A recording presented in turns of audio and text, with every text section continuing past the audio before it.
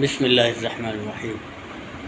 حضرت عمر فاروق رضی اللہ تعالیٰ عنہ نے امت کو ایک اہم پیغام دیا۔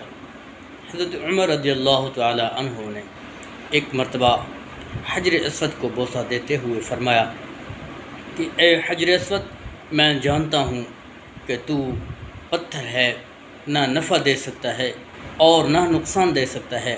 اگر میں نے اپنے آقا صلی اللہ علیہ وسلم کو تجھے بوسہ دیتے ہوئے نہ دیکھا ہوتا تو ساری زندگی میں بھی تجھے بوسہ نہ دیتا۔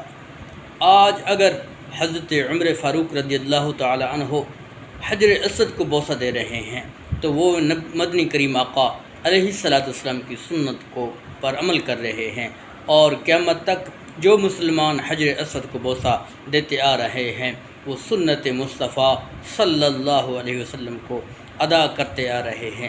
اللہ پاک کی بارگاہ میں دعا ہے کہ اللہ پاک ہم سب کو حجر اسود کے بوسے دینے کی توفیق عطا فرمائے۔ آمین بجاہ النبی الامین صلی اللہ علیہ وسلم۔